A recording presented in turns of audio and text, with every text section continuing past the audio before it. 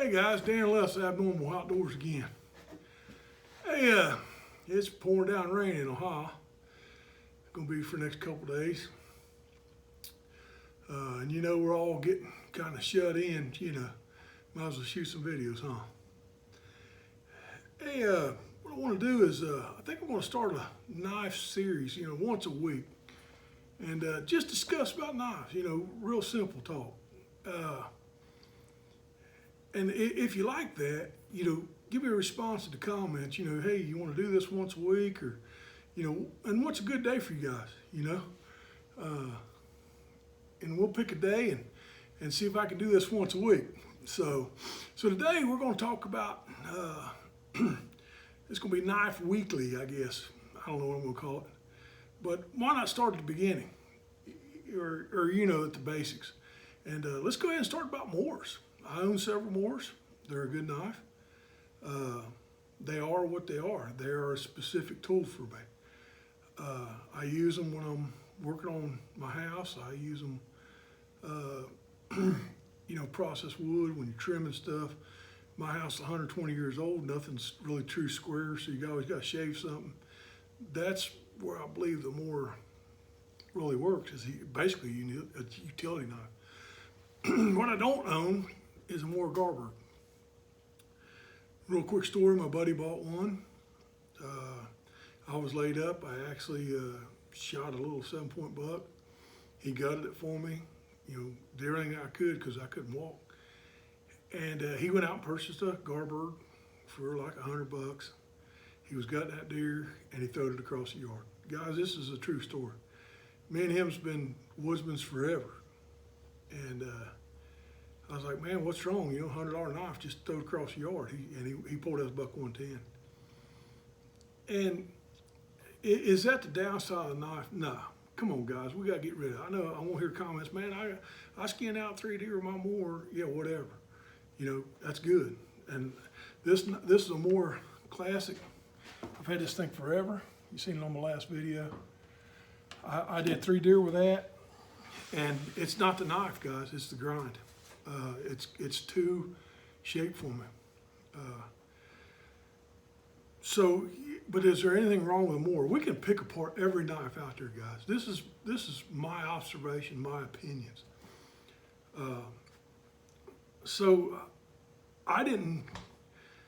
bought this mora. I loved it. It's lightweight. It's easy to carry. It's a disposable knife, really, for the price. And so I did 3 deer with it the first year I owned it. Did not like it. But remember, my background is trapping. I skinned a lot of stuff over the years. Over 40 years, I've skinned a lot of stuff. So, and on my last video, we talked about, proper tools for the job. So, do I like mora? Absolutely, I like mora. Are they the best for skinning? No, my opinion, absolutely not. But I own several of them. That sounds funny, but I do. I showed you that one. This was the mora survival that my daughter and my wife got me for Christmas one year. Actually, it's got a great handle. It is a great woods knife. A little dirty too. Camp chores, woodcraft, stuff like that. It's great. This is a Force. I don't know. I can't pronounce it. But I had this on my motorcycle. I keep these in the glove box of cars. You never know when you got to cut something apart, string around your wheel or something, lawnmower, whatever. That's where this knife shines. My favorite mora, hands down, of every mora I own, is, if I pronounce it right, is this one. And that is the Casbah. Now, if you guys have been following my channel, you'll understand why. It's actually a multiple grind knife. It's got the scan in the rear where you need it for wood processing. Down here, dangle stick, stuff like that. But they did put, it's not a flat, but it's like a modified saber and a flat for skinning. And I did 2 deer with this knife and a bunch of coons. And I tell you right now, if there's any more, and I know you guys are gonna say, for bushcraft, now it's not full time. Well, I've never actually heard a knife until I do a lot of testing for their knife companies, mainly WC. So I want to hear what your number one more is. We're not going to try to beat each other up here saying, hey man, this is what I did with mine.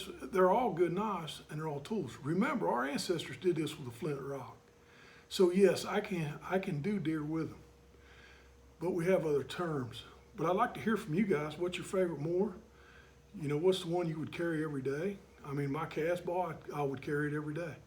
I mean, I don't, but I did, because I do a ton of other knives. But for all around knife, I believe that cast ball will run with every one of them. Yes, it's not full tang, but I really did like it. It's got a good sticky grip to it. It's like a hard polymer plastic, whatever. You guys seen them, you guys probably familiar with them. 90-degree spine. This one's in stainless steel. And I think it's in stainless. Yeah, it says stainless right on. I thought it was, but it's just dirty. So, I mean, you guys take a good look at that. And I believe because it gives me two choices in a knife. Camp chores, skin and flesh, and fishing prep. Would I want to use this as a fillet knife to do 30 fish? No. If I was doing 1 or 2 fish at the camp, yeah, it'll be fine. Do I want to skin, 15 coons tonight with this knife? Absolutely not. Can I? Absolutely I can. That's why all these knives are built different. This is just a discussion between me and you guys. No arguments, just discussions. What you like, what you don't like. This is what I do. I'd like to hear. A lot of you guys are strictly bushcrafters, and they go out and pound the woods and do all your bushcraft stuff, which is great. I still do that. And I know that's where the Garberg shines. I mean, it does. Would I carry a Garberg in the field for camping? Absolutely, I would. I think it's a quality knife. I think it's up there. It meets the criteria of a bushcraft or a survival knife. Is it my first choice for hunting, fishing, and trapping? No. I believe it lacks a lot of stuff. It's a very thick blade. I don't own one, and it's got a very high grind angle, and that doesn't make it a good slicer. Thin knives, like your kitchen knives, they're thin for a reason, guys, and that's to slice. But the problem with a kitchen knife, do you want to go out in the woods and do some batoning with a kitchen knife? No, you can, because everybody uses old hickories, but you understand the point. It'll do it, but you run a risk of tearing it up. So I just want to shoot this video out, just a little quick video, a little discussion, man, nothing big. Where I've been at, well, I've been kind of busy on everything. I go to YMCA 3 days a week, physical therapy, chiropractor. Just keeping me mobile, guys. I'm trying to get stronger so I can do more of this stuff. The second thing is if you watch Blackie Thomas' channel, and if you don't, I don't know what you're doing here. I mean, the guy's full of knowledge, but he actually let the cat out of the bag a little bit. But where I've been at is designing. So I'm going to have a series of knives come out and a retrieval tool. So where I'm at right now is I've been in the knife maker. We'll release all that.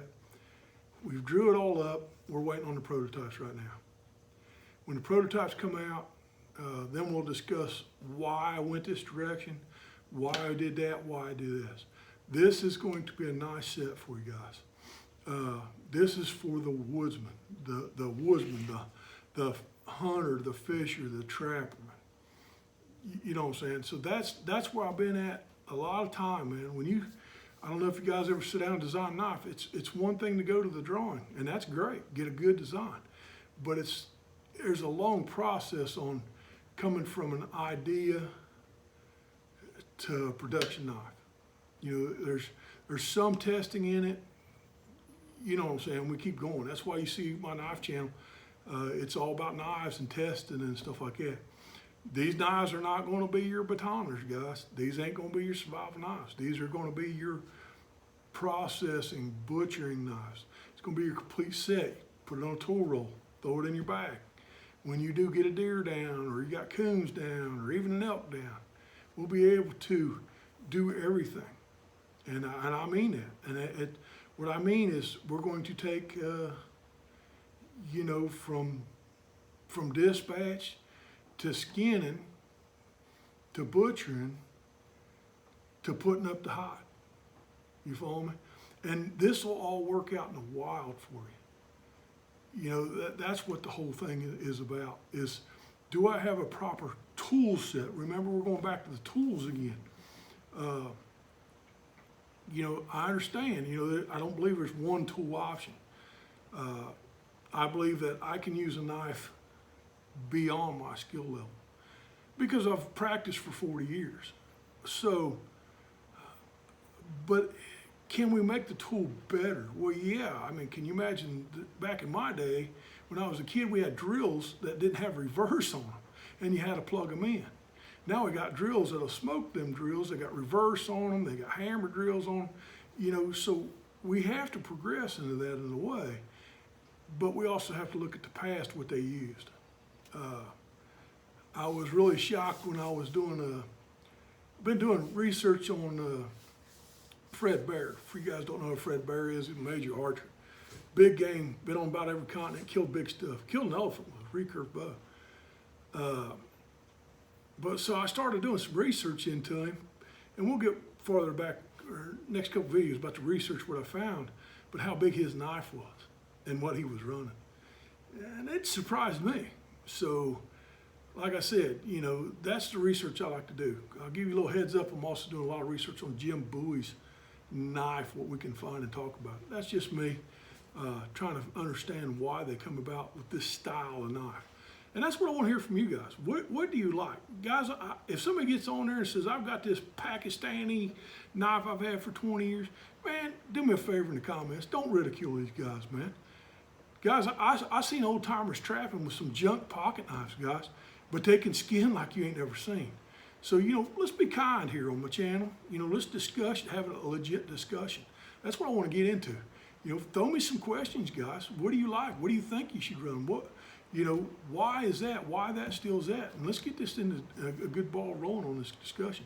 And if you like this, maybe we'll do some live, you know, interactive, some live. But I need the feedback from you guys. I need you to sub. I need to share this stuff, you know, and get my videos out for me. It really helps. And I'm going to tell you something, guys. I've surpassed 500 subs. I'm very happy about that.